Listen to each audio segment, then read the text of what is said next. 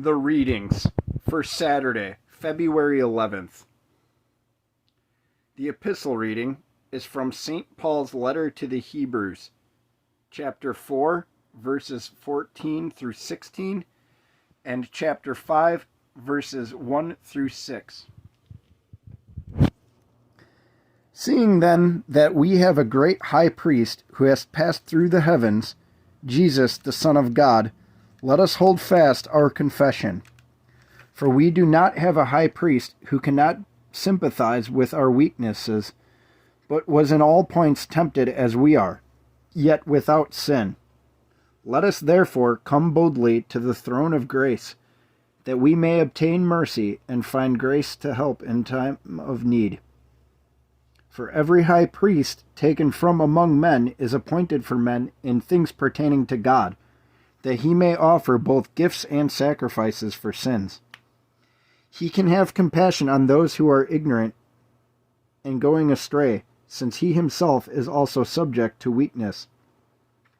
Because of this, he is required, as for the people, so also for himself, to offer sacrifices for sins.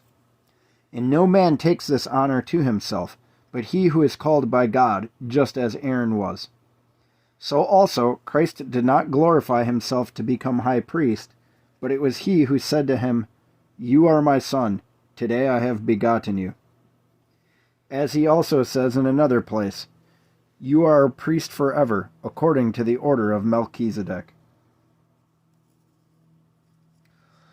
All right, got some footnotes here from the Orthodox Study Bible.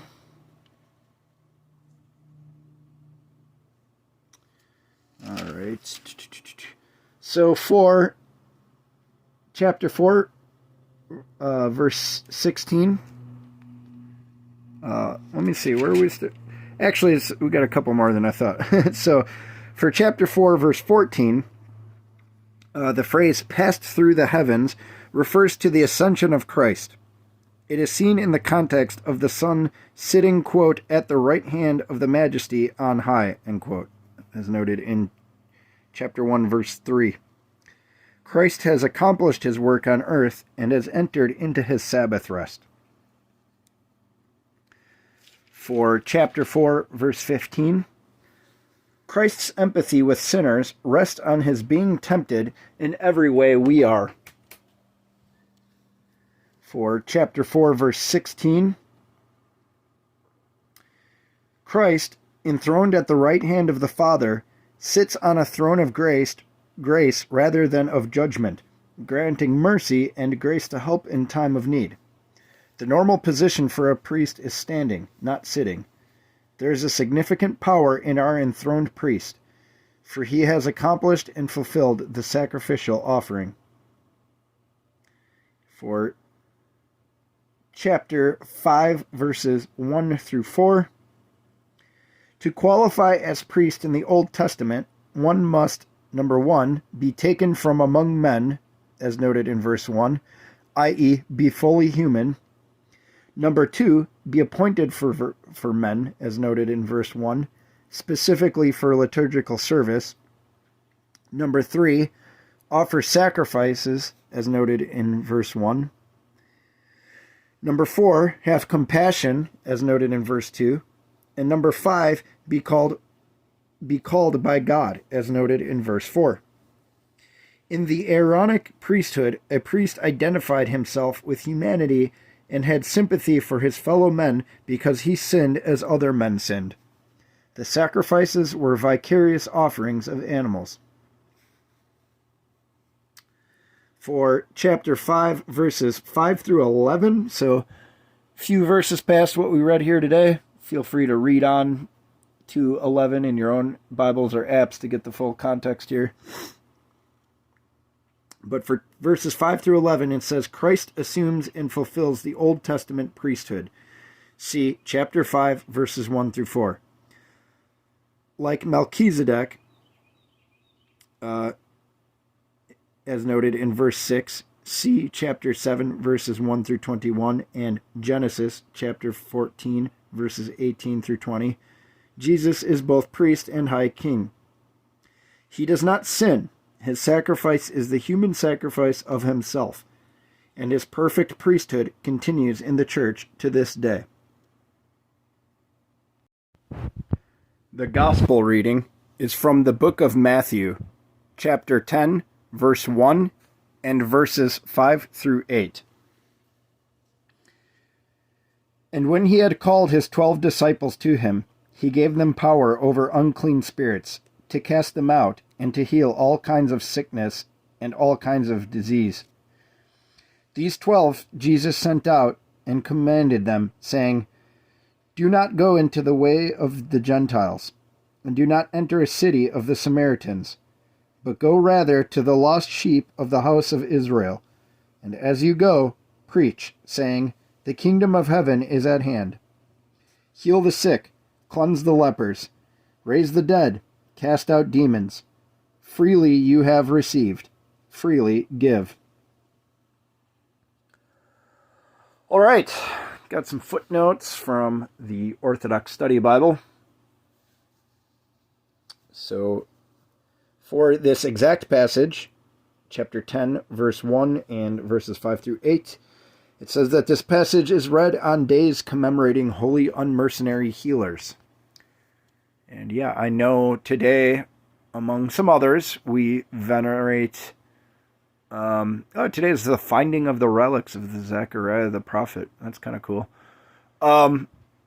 Theodora the Empress. But no, today we venerate Blaise the Hero martyr of Sebastia. And he was an unmercenary, which is a classification of saints we give to people who, if you didn't know, heal others without charge, just out of charity. So, blessed physicians. All right, and so for chapter, we have a footnote for verses 1 through 4.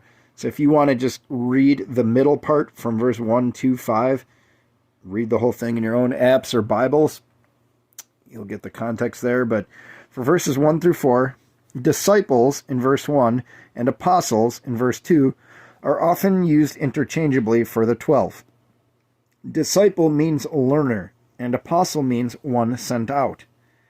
Jesus gave them power to perform miracles, while he performed them by his own power. The names of the 12 are not the same in all lists, as many people had more than one name. The names here are given in pairs, suggesting who may have traveled together on this, quote, first missionary journey.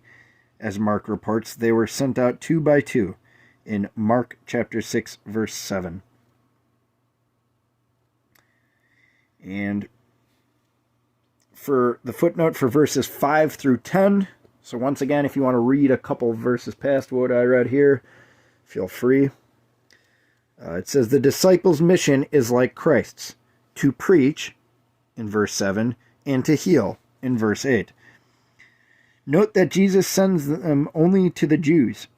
Christ's earthly ministry was focused on the Jews, as noted in chapter 15, verse 24, so that after the resurrection, the Jews could not blame the disciples for going, quote, to uncircumcised men, end quote, as noted in Acts chapter 11, verse 3. Jesus prepares them to be single-minded in their mission to preach and heal. Number 1, he reminds them that his power is free, a gift from God, as noted in verse 8. And number 2, he instructs them to carry no money, as noted in verse 9, so that they could not be accused of greed, and so they would learn dependence on God. All right, everybody. That is a wrap on today. Sorry once again for getting this out a little later. Not as late as yesterday's, but I'm going to try and push it back earlier and earlier. I'm going to try to record tomorrow's tonight so that we can get back on track with getting these uploaded in the AM going forward tomorrow. But nevertheless, thank you for your patience, and thank you for following along with me if you have been, or if this is just your first time tuning in. Either way, welcome. In either case, though, just please pray for me, a sinner, and I will hopefully check back with you guys tomorrow for Sunday's readings. God bless.